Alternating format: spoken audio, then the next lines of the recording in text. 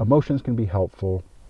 Use them to give you clues as to what's got your attention, and then use your faculties of reason to unpack that and to explore it and to dissect it so that you can understand it better and in a more nuanced way. I understand there's been a petition going around to try to revoke Elon Musk's Canadian citizenship. I saw it on the news, and actually someone I know, a family member, sent me a copy of the petition. It was, I think, Charlie Angus, an NDP MP, who I guess started this. And I mean, I didn't read it closely, but on the face of it, it seems kind of ridiculous to even do this. From what I understand of the petition itself, Charlie Angus is basically saying that Elon Musk doesn't deserve to be a Canadian citizen, and that he's using his influence and power and wealth to, to influence elections. And he doesn't state it in the petition itself, but there's like a big piece of logic that's missing there, and that is that ordinarily when people use their influence and power to try to convince people to vote a certain way, that is reason enough to revoke someone's Canadian citizenship. I mean, if you think about it, even for a few minutes, it's pretty ridiculous, this whole idea. I mean, there's all kinds of people who are not working in the interests of Canada, yet we don't revoke their citizens or their citizenship, of course. I mean, if you go to prison, there's lots of people there. I mean, maybe some among the more notorious of them, think of people like Paul Bernardo, who I don't think anyone would argue that he's furthering the interests of Canada by murdering young girls. Yet we don't revoke his citizenship. Now you might say, well, Paul Bernardo doesn't have other citizenship. I assume he doesn't. I don't know. I haven't looked into this. But people like Elon Musk, they do have dual citizenship, so we should revoke their Canadian citizenship. Now, as far as I know, that's not really how citizenship works. It's not as though you need to pass some kind of purity test that your beliefs need to be a certain way in order to be a citizen. In fact, part of being a citizen of a Western country is that you can disagree with your fellow citizens over certain things. I think part of what is behind this is more of an emotional response than anything else, that people don't take the time to think these things through, but instead they're reacting from something more visceral. They don't like Elon Musk, which is fine. You don't need to like Elon Musk. They don't like Donald Trump, and again, you don't need to like Donald Trump. There's lots of things about both Trump and Elon Musk that I don't particularly care for, but I could say that about a lot of people. A lot of people could say that about me. Just because we don't like someone doesn't mean we should revoke their citizenship. Now, Charlie Angus talks about a fellow named Ernst Zundel, who I vaguely remember him from, I think it was like in the 80s. He was like a Holocaust denier, and according to Charlie Angus, Canada revoked his citizenship because of his spewing hateful rhetoric or what have you. Now, I looked a little bit into that. I didn't do extensive research, but what I could see, I don't think Ernst Zundel, and correct me if I'm wrong, put it in the comments below if I've got this wrong, I don't think Ernst Zundel was ever a Canadian citizenship. Was ever a Canadian citizen. I believe he was a German citizen who spent time in the U.S. and in Canada. I think in the U.S. he had problems with his visa. In Canada, I don't think we ever gave him citizenship. He might have tried. I don't know if that's indeed the case. But anyway, the point is we don't take people's citizenship away just because we don't like what they're doing. I think this is an important lesson when we talk about political discourse, that so much of this seems to be driven by an emotional response. And we're emotional creatures, and I think emotions can be helpful. I think they're part of who we are. Actually, Bob Fraser, in I think my last video or 2 videos ago, I can't remember, yeah, he made a comment. I really appreciate his comments, by the way, and he left a lengthy one, but there's a little snippet. I mean, I like the entire comment, but a little piece that really stuck out to me, and I think I commented on it as well, so you could have a look there if you'd like. But the gist, as I remember it, was Bob said that emotions are real and they need to be kept in check. And I think that's so true. I think there's different mistakes we can make. There's some people who want to sort of disavow their emotions to be completely reasonable. That's what science tries to do, and that's fine for the purposes of science. A few videos ago, I talked about this idea of intellectualism being kind of like a new religion, and I think people in that camp earnestly think that they're not being emotional, that they're using pure reason. I won't rehash that whole video. If you want to have a look, I'm sure you can find it on my channel. So we can go one way where we basically try to denounce our emotions or try to distance ourselves from them so much that we're just pure reason machines. One, I don't think that's practical. Two, I don't know that it's possible. And ultimately, I don't know that it's helpful, because I think emotions can give us clues to things, but they shouldn't be the be-all, end-all. Thinking about some biblical examples of this, I mean, God is depicted as having emotions, about people like David being a man after his own heart, and God burning with jealousy or anger or with love and compassion, or being long-suffering, that kind of thing. Jesus himself, the scriptures say that he wept. So certainly, like, our emotions seem to be part of who we are as humans. So what place do emotions have in political discourse?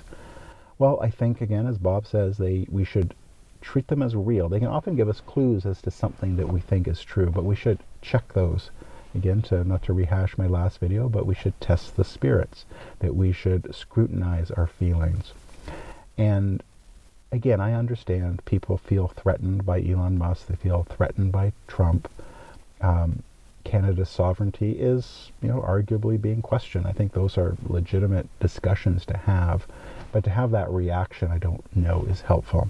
Part of the problem with being, I don't want to say ruled by our emotions, maybe that's not quite fair, but by giving into them too quickly, is one, I mean, frankly, it can make us look a little, I'll say, foolish or intemperate.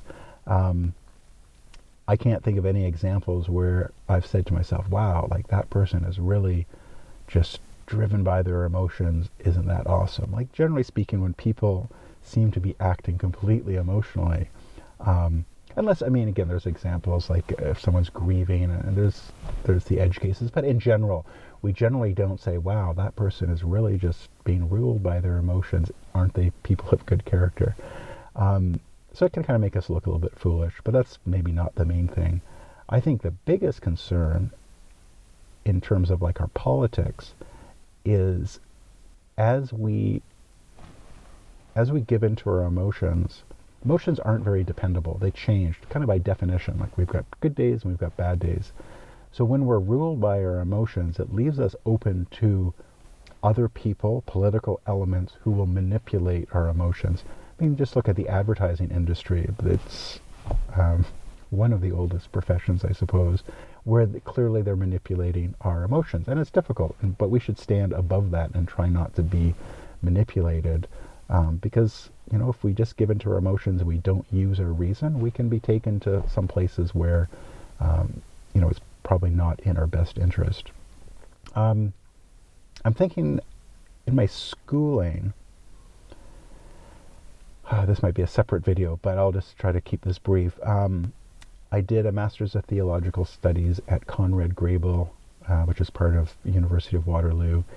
And like a lot of universities these days, many of the instructors were clearly influenced by a certain left-leaning political view of the world. And the literature and the people they had us read would be in keeping with that. It wasn't across the board. Some instructors were a little more reasonable than others, and some of the literature was more reasonable than others. But there was, to varying degrees, there was definitely a certain slant.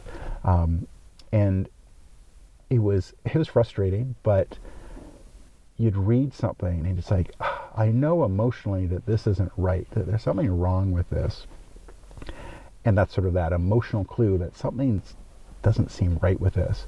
But then trying to figure out and point out, where they're getting things wrong in their logic, that's actually a good intellectual exercise. It's like, I know this thing sort of viscerally, I'm pretty sure that this is BS that this person's saying. But then to go through the exercise and kind of like, well, what is it about their argument that doesn't make sense? What are the assumptions that they're not explicitly stating, etc.? What are their steps in logic that are faulty? And it can be tiring doing it, kind of exhausting, but also there was some benefit, because often what I found was my emotions kind of pointed to the right general area, but once I went through careful reasoning, I would have a more nuanced view. It's like, oh, this premise here, I actually agree with them. They've got a good point here. This is sound. Oh, over here's where they've mixed something up, or they've equivocated, or they've done some sort of faulty logic. So it's not just, oh, this author is completely wrong. It's like, well, this author is wrong in these ways and is right in these other ways. So you have a higher resolution view or an understanding of what their point is, or a more granular view. And that can be helpful to be more nuanced, because things are almost never completely good or completely bad, but they're mixed. So by using our emotions to point to something, to help us, to maybe give us clues as to what we should be then using our reason to figure out, I think that is maybe a good way to do it. And again, a more succinct way of saying that is what Bob Fraser said, and that is emotions are real. I'm kind of embellishing a little bit, but I'd say emotions are useful, but they need to be kept in check, or they need to be subordinated to our reason and our logical faculties to kind of test those spirits, to test those assumptions. Because we can't just go through life using our analytical mind and our reason to figure out everything. That's just not practical. But our emotions might point us to something where we can then focus our reason and our intellect to understand it better. So these are some things I think we should keep in mind as we deal with our political situation. Again, I'll wrap it up here, but just to sort of plant a seed, things are changing, especially in the United States. And there's been many things that I think the political left has been doing wrong in the past and currently still today. But now that the right is ascending, especially in the U.S., I'm seeing some of those same unhelpful patterns in some places on the right as well. And I think if we're going to be intellectually honest, that we need to kind of call balls and strikes, even when our own team is doing something wrong or not as helpful as it could be, that we need to, again, I think to me, the way I would put it is our politics need to be subordinated to something else. And for me, as best as I can, I try to subordinate everything in my life to the lordship of Jesus, to God and his ways. Emotions can be helpful. Use them to give you clues as to what's got your attention, and then use your faculties of reason to unpack that and to explore it and to dissect it so that you can understand it better and in a more nuanced way. Thanks to Bob Fraser for leaving that comment and all the comments. I appreciate what you guys do leave. Tell me what you think about this video. Is there a place for emotions in politics? If so, to what degree? And I'm curious, if you got a personal story, where have your emotions gotten you into a little bit of trouble or led you in the wrong direction by not using your faculties of reason to check them? Leave me a comment below, and thanks for watching. Talk to you later.